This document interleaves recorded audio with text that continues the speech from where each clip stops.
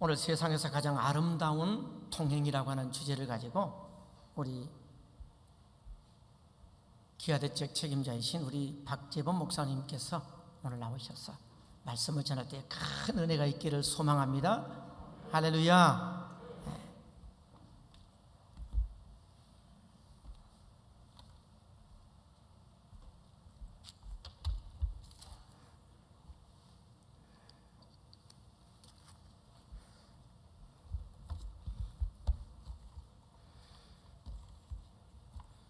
할렐루야. 반갑습니다. 방금 소개받은 기아대책의 박재범 목사입니다. 오늘 우리 청은교회와 기아대책이 전세계 가난과 굶주림, 재난과 질병 때문에 고통당하는 이 땅에 수많은 영혼들을 품고 또 섬기고 기도하는 날로 이렇게 생명과 나눔의 주의를 드리게 됩니다. 이 예배를 허락하신 하나님께 영광을 돌리고요. 또 이 귀한 자리 배려해 주신 우리 중요한 강대석 담임 목사님, 그리고 우리 당회원분들, 그리고 모든 성도분들께 기아대책을 대신해서 감사를 드립니다. 여러분 혹시 기아대책 들어보셨습니까? 잘 모르실 거예요. 사실 우리가 아직까지는 이제 TV 광고도 안 하고 그렇게 있기 때문에 그렇지만 저희 기아대책은 전 세계 한 50여 개국에 500여 명의 선교사를 파송해서 떡과 함께 예수 그리스도의 복음을 직접적으로 전하는 미션 NGO입니다. 선교단체죠. NGO이면서 오늘 이 예배를 통해서 특별히 이 주일학교부터 중고등부 청년회, 그리고 이 작년 예배, 그리고 오후에 우리 찬양 예배까지 저희 모든 부서에서 어린아이부터 어른까지 한 마음 한 뜻을 품고 우리가 예배를 드리게 되는데요. 이 예배를 통해서 하나님께서 영광 받으신 줄 믿습니다. 여러분, 제가 말씀을 전하기 전에 질문 한 가지 드리겠습니다. 여러분, 올해가 시작한 지가 그제 같은데 벌써 오늘이 6월 마지막 주일입니다. 참 시간이 빠릅니다. 여러분, 올 한 해 새롭게 시작할 때 어떤 마음이 드셨습니까? 여러분, 성공행신 예배 또 신년 예배 드리면서 우리가 새로운 기도 제목, 새로운 비전, 새로운 목표, 아마 꿈을 가지고 여러분들이 올 한 해를 새롭게 시작하셨을 것 같아요. 물론 코로나 때문에 어려운 상황이기 때문에 더 우리의 마음이 간절했을 수도 있을 것입니다. 그런데 어떻게 하다 보니까 그런 것들을 생각할 겨를이 없이 막 시간이 가는지도 모르고 여기까지 달려온 것 같아요. 그렇지 않습니까? 올해 이제 딱 반이 지나가고 있습니다.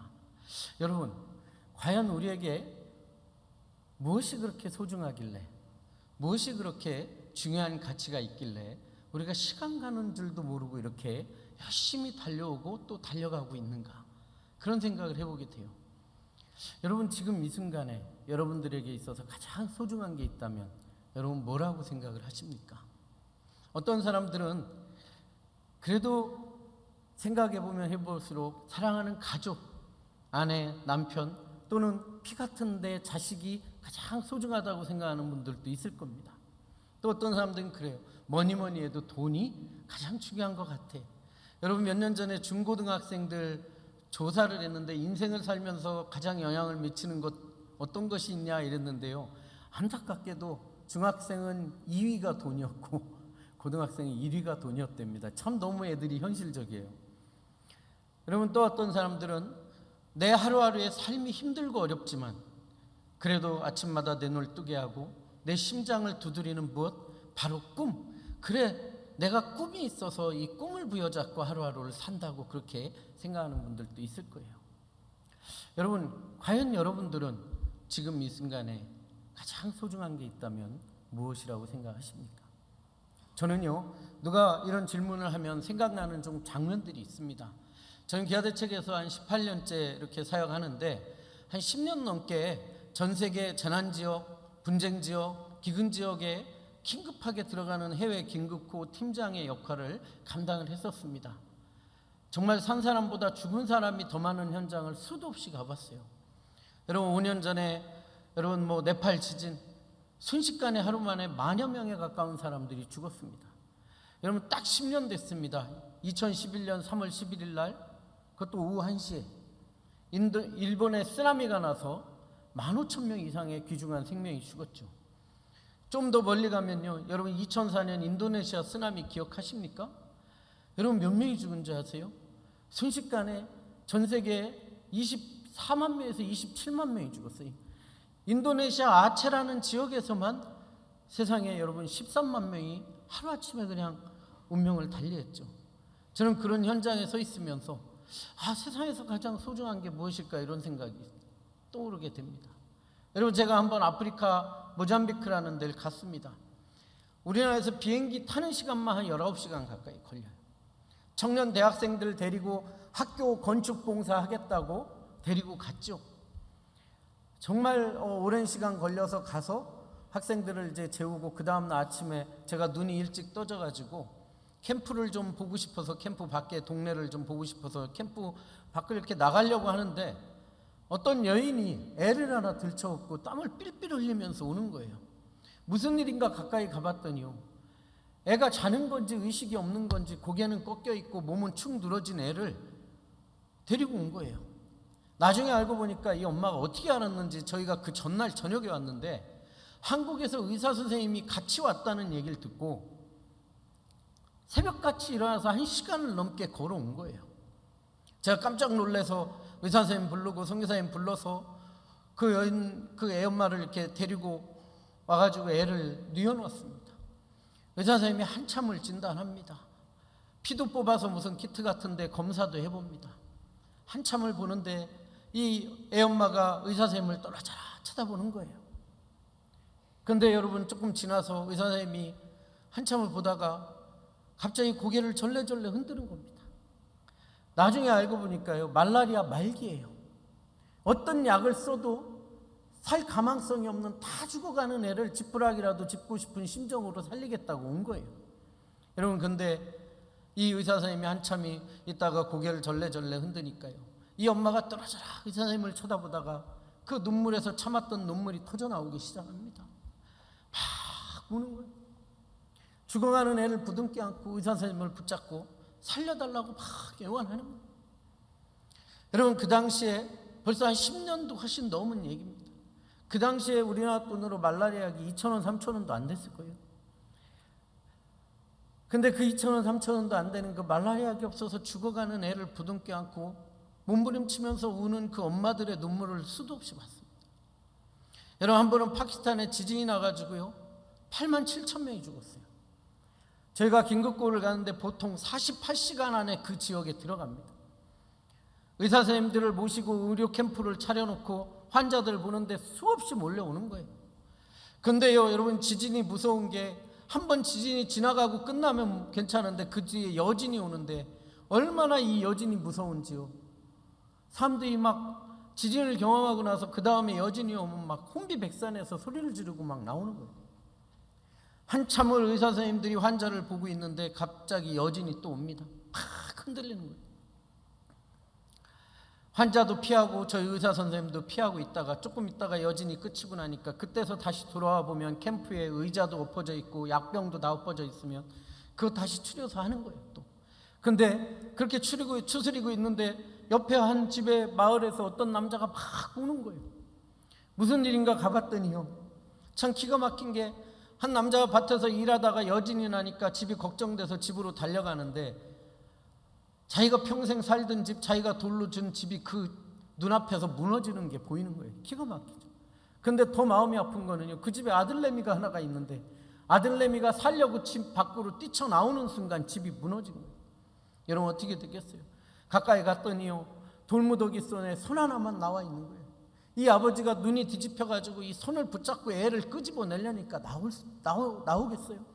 동네 사람들이 와서 돌무더기를 하나씩 치웁니다. 돌을 하나하나 거두다 보니까요, 애가 머리가 깨져가지고 피가 난자해서 이미 죽어 있는 거예요. 여러분, 그 아버지가 그 모습을 보고 그 자리에 망연자실해서 푹 주저앉아가지고 그 죽은 애 손을 얼굴에 비비면서 막 우는 거예요. 여러분, 저는 정말 산 사람이 죽은 사람보다 더 많은 현장을 다니면서 어쩌면 너무 원론적인 대답일 수 있는데 참 세상에서 가장 소중한 게 뭘까? 돈도 소중하고 여러분 내일의 꿈도 소중하고 사랑하는 가족도 소중하지만 그래 오늘 내 가운데 생명이 있다고 하는 이 사실, 오늘 내가 살아있다는 이 사실만큼 소중한 게 없구나. 저는 이 사실을 너무나 많이 깨달았어요. 근데 여러분, 제가 여러분들에게 여러분 세상에서 가장 소중한 게 뭐냐고 여쭤봤을 때 생명에 대해서 생각하신 분들은 많지 않을 겁니다. 왜요? 생명은 우리가 너무나 자연스럽게 누리고 있고 너무나 당연히 가지고 있기 때문에 그 이상의 가치들을 여러분 생각하셨을 거예요. 근데 여러분, 제가 이 기아대책에서 일하다 보니까요, 우리가 너무나 자연스럽게 가지고 있고 당연히 누리고 있는 이 생명이 없어서 죽어야 되고 죽어가는 사람들이 이 땅에 너무 많이 있더라는 거예요. 여러분, 오늘 우리가 읽은 이 본문 말씀 여러분 너무나 잘 아는 말씀이에요.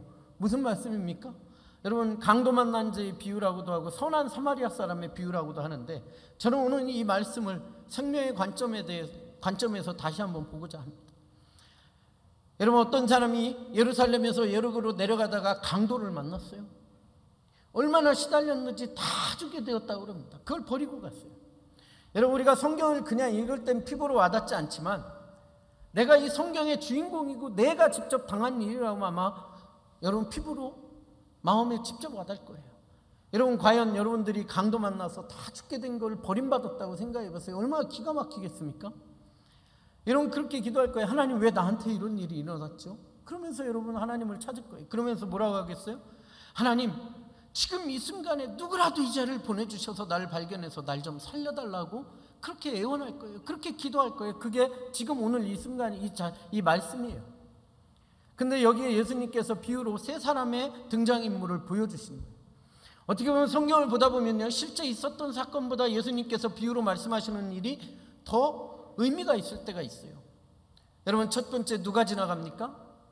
제사장이 지나가요. 두 번째는 누가 지나가죠? 레위인이 지나갑니다. 여러분, 이 제사장과 레위인은 누구냐? 하나님께서 이스라엘 민족을 내가 거룩하니 너희도 거룩하라, 내 백성 삼으신 그 민족, 특별히 그 중에 하나님께서 또 제사를 위해서, 의를 위해서 또 구분한 지파가 레위인과 제사장이었어요. 그래 이 사람들은요, 단순히 종교적일 뿐만 아니라 사회적으로 정치적으로까지 영향력이 있던 사람이라. 무슨 얘기입니까? 그만큼 우리의 기대감이 컸던 사람들이에요. 그런데 오늘 무슨 연유인지 물론 추론하면 알 수 있겠지만 그 죽어가는 사람을 보고 피하여 지나갔다고 합니다. 근데 세 번째 사람에 우리가 주목해 봐야 돼요. 이 세 번째 사람은 누굽니까? 사마리아 사람이에요. 여러분, 이 사마리아 사람이 누구냐? 여러분, 우리가 예수님이 활동하시던 당시의 유대인들은 예수님으로부터 많은 책망을 받습니다. 회칠한 무덤이라고 그러고 외식하는 자라고 그러고 많은 책망을 받아요. 그럼에도 불구하고 우리가 유대인들에 대해서 배워야 될 점이 여러 가지가 있어요. 유대인의 교육법도 있고 하브루타도 있고.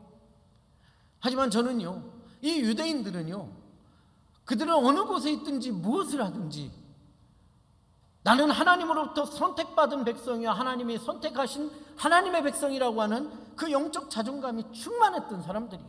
그게 너무 오버하고 율법화돼서 문제였지만 그들은 그랬습니다.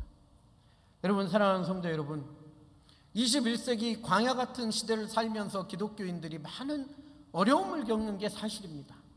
그럼에도 불구하고 우리가 잊지 말아야 될 것은 우리는 하나님부터 선택받은 백성이고 예수 그리스도 말미암아 구원받은 하나님의 사람이라고 하는 영적 자존감이 충만하게, 그런 충만함을 가지고 살아가야 되는 줄 여러분 믿으시기 바랍니다. 그렇습니다. 여러분, 그랬던 이 이스라엘 민족의 영적 자존감이 충만했던 사람들이에요. 그들에게 사마리아 지역은 어떤 지역이었습니까? 이스라엘이 여러분 범죄했을 때, 우상을 섬길 때마다 하나님이 막대기로 고대 열강들, 근동의 열강들을 쳐서 들어서 이 이스라엘 민족을 여러분 식민지 삼고 정신 차리게 해요. 근데 이 고대 근동의 열강들의 식민 정책이 뭐였냐면 피를 섞고 신관을 무너뜨리는 그런 정책을 썼더란 얘기예요. 그러다 보니 사마리아 지역에 이방인들이 와서 살게 되었고, 그러면서 이방인의 피가 섞인 사람들이 살았다는 거예요. 그러니 여러분, 영적 자존감이 충만했던 이스라엘 민족이 볼 때는 그들은 몸에 혹같이 떼어내고 싶은 존재였어요. 마치 우리가 예수 그리스도를 믿지 전에 범죄했던 우리의 모습과 같았을 겁니다. 그런데 오늘 예수님께서는 이 사마리아 사람을 들어서 한 생명을 구원하는 것을 우리에게 보여주시고 계십니다. 여러분 우리가 성경 말씀 33절을 한번 봅시다. 여러분 33절에 이 사마리아 사람은 어떤 사람이었습니까? 자, 33절, 어떤 사마리아 사람은 여행하던 중 거기 이르러 그를 보고 어떻게 여겼다고 그랬어요? 여러분 불쌍히 여겼다는 거예요. 여러분 죽어가는 한 생명을 바라볼 때 불쌍히 여겨지는 이 마음은 비단 사마리아 사람의 마음뿐만 아니라 이 말씀을 비유로 얘기하시는 누구의 마음이에요? 예수 그리스도의 마음이가 아버지 하나님의 심장인 줄 우리가 믿어야 될 줄 믿습니다. 여러분 그렇습니다. 여러분 우리가 교회에서 새생명 척도주일, VIP 전도주의를 정해놓고 수많은 믿음의 간증자들을 데려와서 전도 교육을 시킵니다. 그런데 우리가 알아야 될 게 무엇인 줄 아십니까? 아무리 교회에서 전도 교육을 시킨다 할지라도 우리 마음 가운데 죽어가는 한 영혼에 대해서 불쌍한 마음이 품어지지 않으면 우리가 전도할 수 없다는 거예요. 여러분 전도 대상자는 전도 대상자고 친구는 친구고 직장 동료는 동료고 가족은 가족이야 아니라는 거예요. 하나님은 오늘 나와 관계 맺어진 사람을 나를 통해서 구원하시기를 원하시고 계시다는 거예요. 여러분 오늘 집에 가셔서 주무시기 전에 한번 기도하세요. 뭐라고? 하나님, 내 주변에 아직도 예수 그리스도를 모르는 불쌍한 영혼, 죽어가는 영혼이 있습니까? 그 영혼을 내게 보여달라고 기도하셔야 돼요. 그리고 여러분 그 영혼을 보여주시면 여러분 다시 한번 기도하세요. 뭐라고? 하나님, 내 이 완악해진 마음을 기경하셔서 그 영혼을 불쌍히 여기는 마음을 내게 부어달라고 기도해야 될 줄 믿으시기 바랍니다. 여러분 마음 가운데 품어진 그 불쌍한 마음을 통해서 오늘 예수님은, 하나님은 여러분들을 통해서 구원의 그 역사를 이루어 가실 줄 믿습니다. 여러분 두 번째, 우리는 죽어가는 사람을 보면 다 측은지신 마음이 있어요. 근데 더 중요한 것은 34절에 답이 있습니다. 뭡니까? 34절에 뭐라고 그랬어요? 그 죽은 사람을 불쌍히 여긴 후에 가까이 갔다는 거예요. 오늘 하나님께서는 우리에게 죽어가는 영혼에게 가까이 가기를 원하시고 계시다는 거예요. 저 하늘 보좌를 버리시고 하나님과 동등됨을 취할 것을 여기지 아니하시고 낮고 천한 이 땅에 오셔서 자기의 물과 정말로 심장의 피와 불을 쏟아내시면서 하나님은 우리에 대한 사랑을 확증하신 예수 그리스도처럼 오늘 우리는 이 땅에 죽어가는 영혼에게 한 걸음 한 걸음 나아가길 원하시고 계시다는 거예요. 여러분 이사야서 52장 7절에 하나님은 죽어가는 영혼에게 나아가는 발걸음을 복되다 하신다고 그랬어요. 마태복음 28장 20절에 18절로 20절에 너희는 가서 모든 족속으로 제자를 삼아 아버지와 아들과 성령의 이름으로 세례를 주고 내가 내게 분부한 모든 것을 가르쳐 지키게 하라고 말씀하시고 계십니다. 사랑하는 성도 여러분, 하나님은 우리를 먼저 구원하셔서 하나님의 공동체인, 부르심을 받은 공동체인 에클레시아 전교회로 부르셨어요. 사랑하는 성도 여러분, 하나님이 부르시면 분명한 목적이 있다는 거예요. 어떤 목적? 다시 한번 하나님께로 또 사람에게 나아가는 그 선교사적 부르심, 그 목적을 향해 하나님은 우리를 부르셨다는 것입니다. 바라기는 여러분 가는 선교사, 그리고 보내는 선교사, 그리고 중보하는 그 선교사의 사명을 감당하는 우리 초원교회 모든 성도 여러분 다 되시기를 주님의 이름으로 축원을 드립니다. 여러분 그렇게 해서 갔어요. 근데 여러분 여기 가면 오늘 이 강도 만난 자에게 이 사람은요 자기가 가지고 있는 기름과 포도주를 쏟아 붓니다. 그래서 상처를 싸매요. 여러분 이 사람은 어느 날 자고 일어나서 집에 일어나가지고 문 밖에 나갔더니 여러분 이 강도 만난 자가 쓰러져 있어서 집에 들어가서 기름과 포도주를 갖고 나온 게 아니에요. 여러분 33절에 보면 이 사람은 여행하던 사람이었어요. 여행하던 사람이라는 것은 여러분 지금은 여행할 때 스마트폰 하나만 있으면 모든 것이 다 끝납니다. 호텔 예약, 항공권, 렌트카 다 돼. 근데 이 당시에는 여행하던 사람에게 있어서는 자기가 가지고 있는 모든 것이 바로 자기의 전 재산과 같이 소중한 것이에요. 무슨 얘기입니까? 여러분 기독교의 역사는요 여러분 수많은 헌신과 섬김의 역사였다는 거예요. 수많은 믿음의 여러분 선진들의 눈물과 피와 땀과 순교의 피가 흘러서 이 땅에 예수 그리스도의 복음이 들어왔고 오늘 우리를 통해서 이 땅에 편만하게 흘러가기를 원하시고 계시다는 거예요. 여러분 영혼 구원하기 쉽지 않습니다. 전도하기 쉽지 않습니다. 하지만 오늘 하나님은 우리의 가장 소중한 것을 깨서 그 영혼 구원에 쓰임받기를 원하신다는 거예요. 여러분 우리는 시간을 드리길 원하시고요 헌신하길 원하시고 물질을 드리길 원하시고 하나님과 사람 앞에 무릎으로 기도로 나가서 그 영혼을 구원하시길 원하시고 계신다는 거예요. 여러분, 마지막으로 어떻게 했냐? 여러분, 이 상처받은 강도 만난 사람을 자기의 나귀에 태웁니다. 그리고 어떻게 해요? 주막으로 인도하는 거예요. 여러분, 누가 여러분들에게 인생의 주막, 영혼의 안식처가 어디냐고 물어보면 여러분 어디라고 이야기하십니까? 여러분, 가정이에요. 하나님이 주신 가장 이 작은 공동체인 가정, 맞습니다. 이 가정이 우리 안식처예요. 하지만요, 저는 농담 같지만 가끔 제가 성격이 막 불같아서 저희 와이프하고 의견이 안 맞으면 막 버럭 화를 내요. 아침에 그냥 출근할 때 그냥 확 화를 내고 소리 지르고 나오거든요. 그럼 저녁에 집에 들어갈 때 왠지 불안해요. 그래가지고 일부러 야근을 해. 그럼 우리 간사들이 그래요. 부모님 퇴근 안 하세요? 목사님 퇴근 안 하세요? 나 일이 있어서 좀 먼저 가. 뭔 일이 있어? 집에 가는 게 불안한 거지, 두려운 거지. 여러분, 가정 하나님께서 주신 작은 천국이에요. 근데 여러분, 누가 이 광야 같은 세상, 출애굽에서 가나안을 바라보며 21세기 광야 같은 노정에 서 있는 여러분들에게 여러분의 인생의 안식처, 영혼의 주막이 어디냐고 물어보면 이 광야 같은 세상에 하나님이 세워주신 장막, 이 청원교회가 하나님이 주신 우리의 영혼의 안식처여 인생의 주막이라고 고백해야 될 줄 믿으시기 바랍니다. 왜요? 여러분, 세상에서 치유받지 못한 그 상처가 오늘 이 청원교회 공동체, 사랑의 공동체, 믿음의 공동체, 중보의 공동체, 섬김의 공동체에 오니 그 치유받지 못한 상처가 치유되더라고 하는 그 고백이 여러분들의 간증이 되어야 될 줄 믿으시기 바랍니다. 여러분, 세상에서 해결되지 못한 그 갈증이 오늘 이 청원교회 강단에서 흘러나오는 예수 그리스도의 배에서 흘러나오는 생수로 말미암아 해결되리라고 하는 그 고백이 여러분들의 간증이요 자랑이 되어야 될 줄 믿으시기 바랍니다. 사랑하는 성도 여러분, 오늘 말씀의 스토리는 이렇게 진행이 돼요. 이 말씀은 25절부터 시작됐지만 강도 만난 자의 비유는 30절부터 시작했습니다. 여러분, 그렇다면 강도 만난다는 게 무엇일까요? 여러분, 강도가 내가 만나고 싶다고 해서 만나집니까? 아니에요. 어쩌면 우리가 평생 살면서 강도 한 번 안 만나는 게 하나님 은혜인 것 같아요.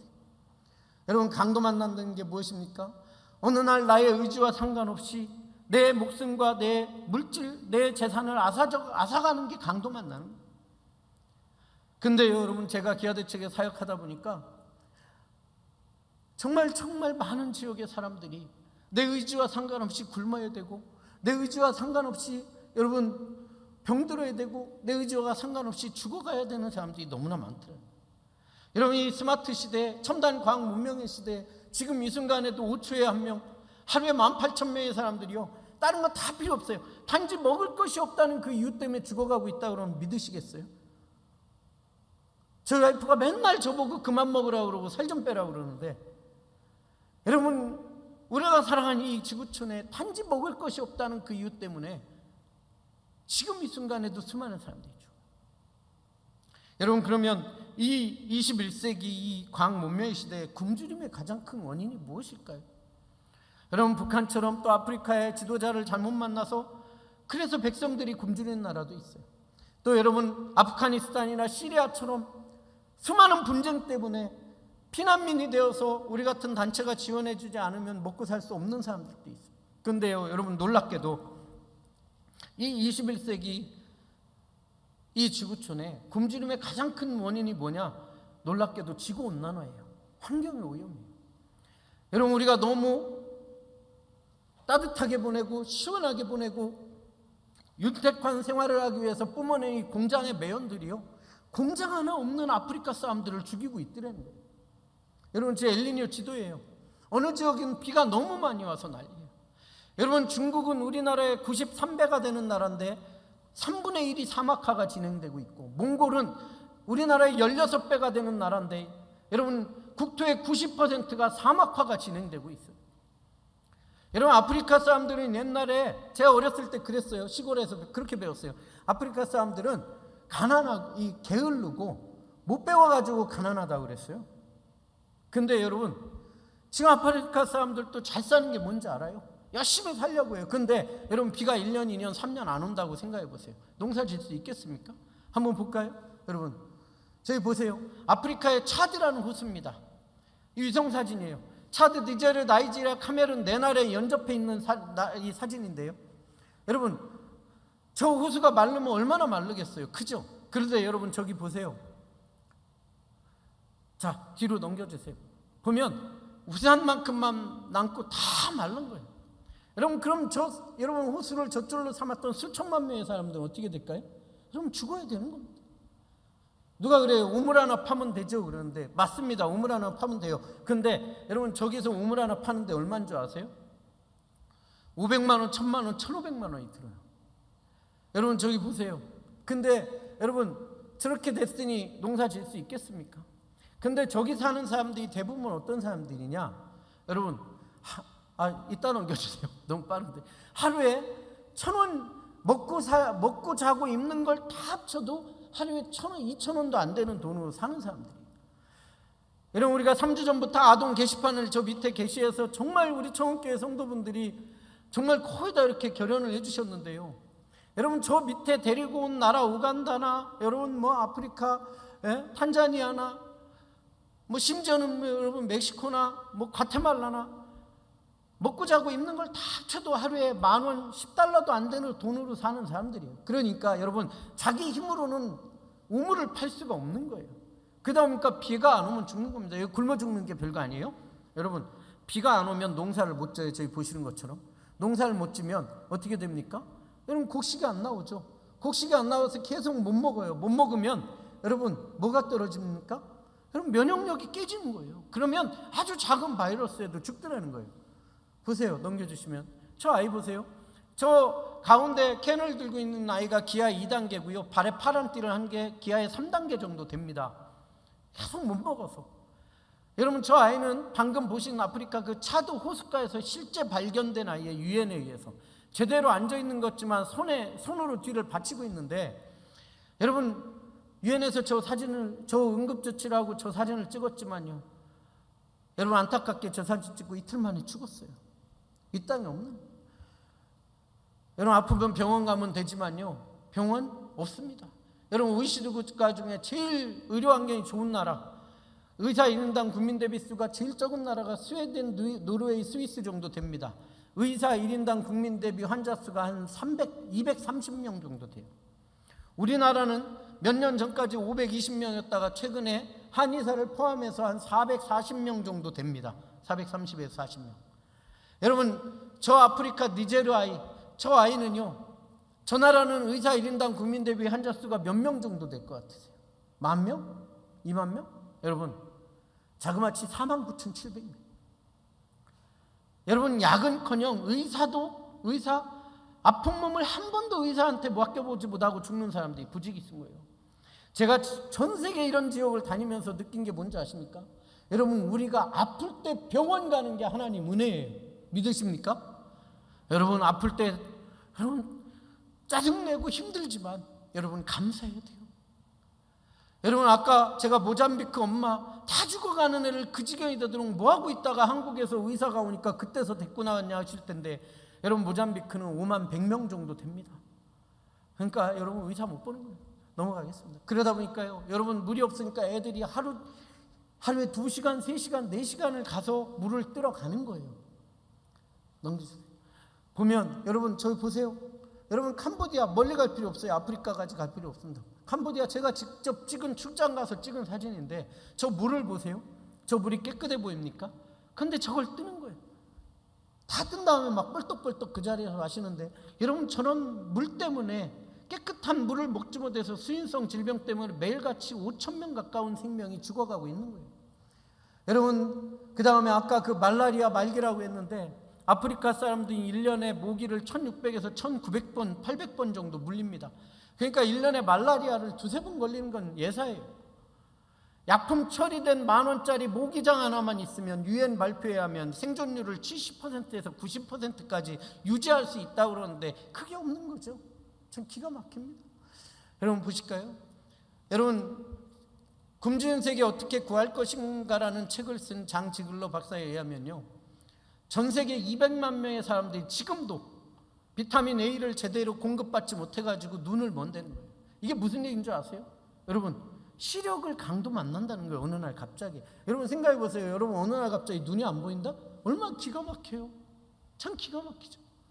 예, 여러분 저 아이의 눈을 보면요, 우리 애들의 눈하고 비교해 보세요. 우리 애들은요, 부모의 기대감으로 꽉 차 있어요, 눈이. 근데 저 아이의 눈을 보면 언제 죽을지 모르는 두려움밖에 없어요. 왜? 저 아이를 유엔에서 발견하기 전에 형이 굶어 죽었어요.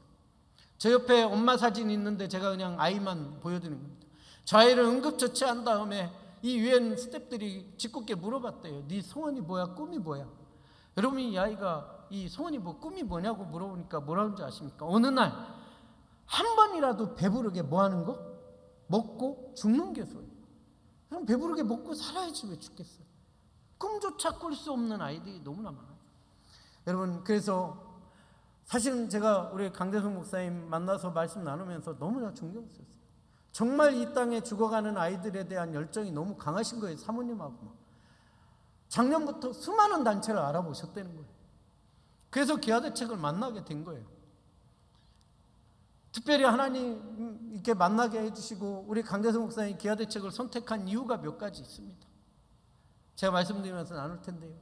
여러분 이 청운교회 창립 31주년을 맞이해서 우리가 전 세계 몇 나라에 한 마을을 입양하는 거예요. 한 마을 아이들을 입양하는 거예요.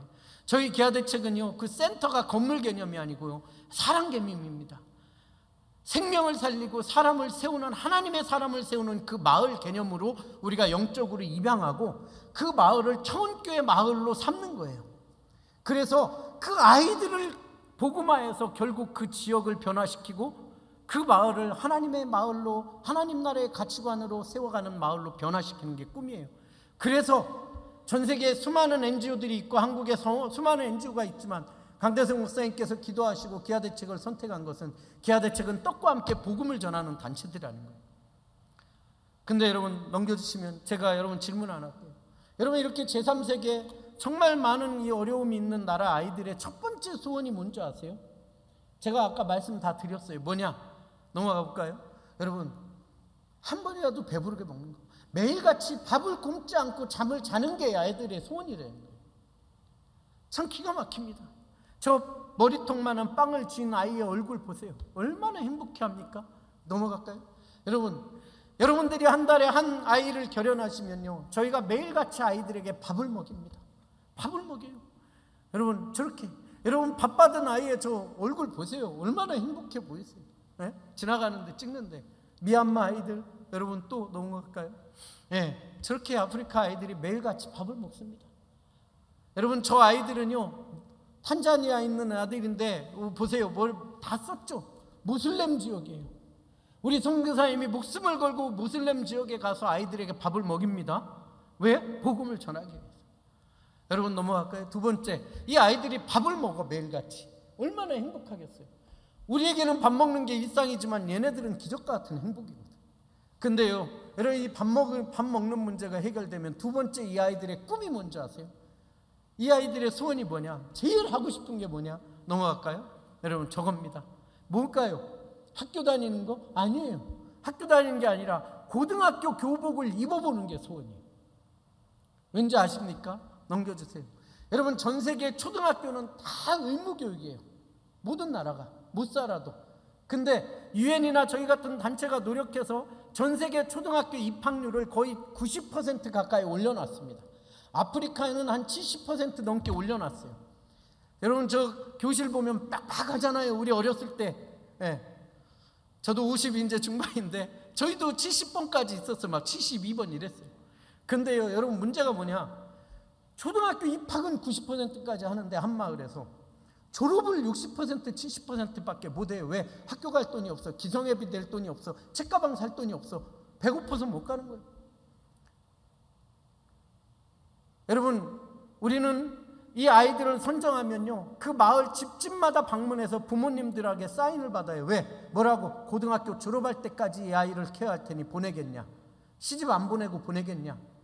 여러분 저 밑에 아이들 우간다 아이들인데 사실은 제가 들으니까 여자아이들을 많이 찾으신다고 그러는데 비교적 여자아이들이 없어요. 안타까운 게, 여러분 이 어려운 지역일수록 여자아이들 학교 못 다닙니다. 그러다 보니까 여자애들이 조금 적어요, 학교에 보면. 왜냐? 시집을 보내. 그래서 우리가, 여러분 좀 이따 넘겨주세요. 아이 하나를 결혼해서 고등학교까지 학교를 보내면 애들이 시집을 안 갑니다, 그때까지. 예.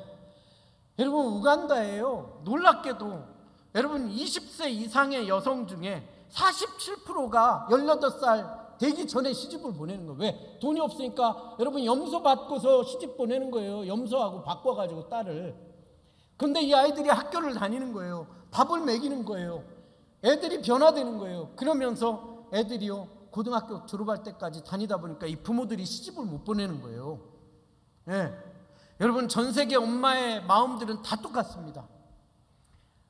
여러분 불교를 믿든 힌두교를 믿든 모슬렘을 믿든 이슬람을 믿든 내 방치된 아이, 케어보다는 아이, 손자 손녀를 밥 먹이고 방과 후 교실 해주죠. 교복 사주죠. 아이들을 케어해주죠. 성적이 올라가죠. 그 학교가 군에서 제일 공부 잘하는 학교로 변화되죠. 애들의 표정이 바뀌죠. 어떻게 되겠어요? 애들을 선교사인 거 알면서도 내어주더란 얘기예요. 그 빵을 나누는, 그 교복을 나누는 그 손에 예수 그리스도의 복음이 묻어서 가더라는 얘기예요. 가랑비에 어쩌는지 모르게 어려서부터 아이들을 케어하다 보니까 이 아이들이 종교를 선택할 때 예수 그리스도의 복음을 받아들이더라는 거예요. 여러분 이것이 아이 하나를 입양하는 그 가장 중요한 핵심이라는 겁니다. 넘어가겠습니다. 여러분 학용품 나눠주죠. 여러분들이 3만 원 헌화하면요 아이들이 학교 갈 수 있도록 안전망을 구축하는 거예요. 넘겨주십시오. 그 다음에요 여러분 말라리아 걸리지 말라고 모기장 나눠주죠. 그 다음에요 한 1년에 한 번씩 기초 건강검진을 해줘요. 예, 그 다음에요 여러분 코로나 때문에 지원한 건 당연한 거고 또 넘어가겠습니다. 여러분 보시면 태권도 같은 이런 문화 체험을 해주는 거예요. 아이들한테 다양한, 여러분 아프리카는 음악이나 미술이 없어요. 학교에 수업이. 그래서 아이들에게 노래를 가르치고 찬양을 가르치고 미술을 가르치면서 아이들을 이렇게 케어하는 거예요. 여기 멕시코입니다. 제가 목사님하고 담임 목사님하고 이야기하면서 멕시코에 대한 영혼에 대한, 남미에 대한 영혼에 대한 마음이 너무 애틋하신 거예요. 여러분 왜 그런지 아세요? 저도 이해합니다. 여러분 멕시코 아이들, 에콰도르 아이들이요 초등학교부터 마약을 팝니다. 여러분 엊그제 여러분 신문에 보시면 엊그제 이 마약 집단하고요 멕시코에서 전쟁이 벌어져 가지고 18명이 죽었어요. 지난 여러분 2016년부터 지금까지 30만 명이 죽었어요. 마약 피해 때문에. 이러면 아이들한테 마약을 팔게 돈을 줘요. 그리고 애들이 마약을 파는데 그 아이들이 마약을 파면 다른 조직에서 와서 내가 돈 더 줄 테니까 우리 거 팔으라고 그래요. 그래서 돈 더 받고 넘어가면 걔는 죽습니다. 멕시코가 그렇습니다. 참 기가 막혀요. 여러분 멕시코 세계 커피 주산지 6위의 커피 주산지예요. 과테말라 8위의 커피 주산지입니다. 커피 딸 때 애들 학교 안 옵니다. 그래서 우리가 커피 농장을 만들어서요 거기 아이들을 입양해요. 저희 공정무역이라고 그래서요 치아파스라는 커피가 있는데 여러분 스타벅스에 가는 것보다 2배를 더 주고 저희가 원두를 삽니다. 왜? 대신에 학교를 보내는 조건으로. 여러분 학교를 가야 돼요. 그래야 창의적 접근적인 창의적 사고를 하고 가난의 대를 끊는 거예요. 그래서 이 아이들을 저렇게 가르치는 거예요. 그래서 아이들이 그런 유혹에 빠지지 않도록 저희가 케어를 하는 겁니다. 여러분 그리고 아이들만 교육하는 게 아니라 부모를 교육해요. 넘겨주십시오. 그래서 저희가 정기적으로 부모 교육을 해서 왜 교육을 받아야 되는지, 왜 아이들이 계속해서 공부를 해서 이 지역을 변화돼야 되는 리더가 돼야 되는지를 가르치는 거예요. 부모들한테 넘겨주십시오. 여러분 아까 말씀드린 것처럼 가장 핵심은요 아무리 밥을 먹이고 그 아이들을 학교를 다니게 할지라도 그 안에 예수 그리스도의 생명이 없으면 아무런 소용이 없어요. 그래서 여러분 저희 기아대책은 무형이든 유형이든 어느 지역에 가든 무형이든 유형이든 교회를 세우고 그 안에서 예배를 드리는 거예요. 예수 그리스도의 복음을 전하는 거예요. 지도자를 교육하고 넘겨주십시오. 네, 그렇게 여러분 예배를 드립니다. 복음을 전하는 거예요. 베트남 같은 데서는요 간접적으로 복음을 전하는 거예요. 여러분 저 모습들이 얼마나 아름답습니까? 넘겨주십시오. 여러분 저렇게 저희 기아대책이 가 있는 곳은 어느 곳에든지 복음이 갑니다. 여러분 여기 어딘지 아세요? 미얀마예요. 지금 쿠데타가 일어나고 있는 미얀마. 그 미얀마 이 사회주의와 같은 공안의 감시가 있는 이 지역에서도 예수 그리스도의 복음이 증거되고 있더라는 거예요. 이게 여러분, 목사님이 기도하시면서 기아대책을 선택하고 우리 청운교회 새로운 31주년의 새로운 선교의 비전을 기아대책이 섬길 수 있는 정말 놀라운 은혜라고 생각이 됩니다.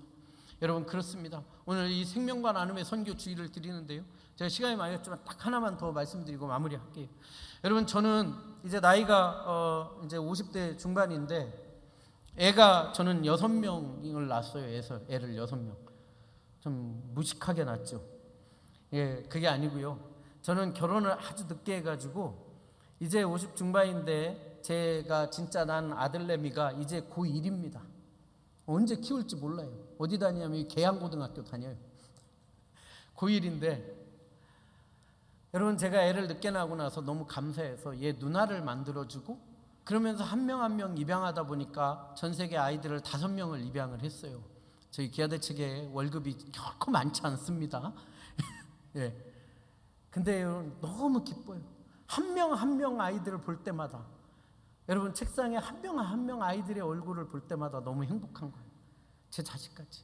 여러분, 그 중에 필리핀에 사는 아이 한 명만 소개하고 마무리할게요. 여러분, 저 곳은요, 필리핀의 세계 3대 빈민지역인 톤도 파야타스 이 지역이에요. 저 뒤가 쓰레기산입니다. 쓰레기산. 넘겨주시고 보시면 여러분, 저 쓰레기, 저 마을은요 한 10년 전에 해외 토핑에 나왔어요. 왜 나왔냐? 저 꼭대기 보면 사람들 보이십니까? 저 꼭대기까지 이 쓰레기차가 막 굴러와서 쓰레기를 막 이렇게 이제 이렇게 내려놓으면 사람들이 와서 서로 쓰레기를 주스려고 난리가 나는데, 그러다가 저 산이 무너져서 300명이 깔려 죽었어요. 참 기가 막히죠.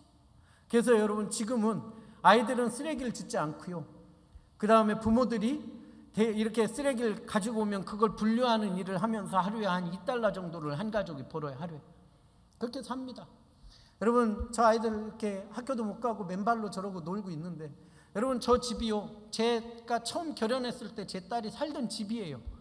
어디냐? 저 파란 지문. 그 주변이 다 쓰레기예요. 제가 저길 처음에 갔는데 냄새가 얼마나 나겠어요. 정말 상상할 수 없는 냄새가 나는데, 들어가는데 기가 막힌 거예요. 근데 우리 선교사님이 그러는 거예요. 목사님, 조금만 참으세요. 한 5분 지나면 괜찮아. 목사님, 이 쓰레기가 이 사람들의 전 재산과 같은 거예요. 그렇죠. 이 쓰레기 주워서 파니까. 네. 그래서 들어갔습니다. 들어갔는데요, 저희 보시면 딸내미하고 아들내미하고 엄마하고 사는데 어른 2명 딱 누울 만한 그런 집에 살아요.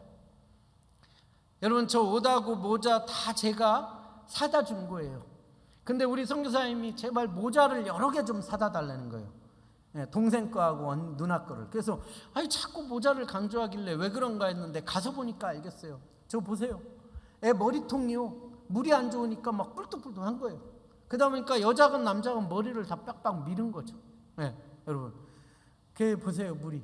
그래서 이제 제가 저희 가서 애 이게 모자를 사주고 넘겨주세요 해가지고 이제 사진을 찍었어요.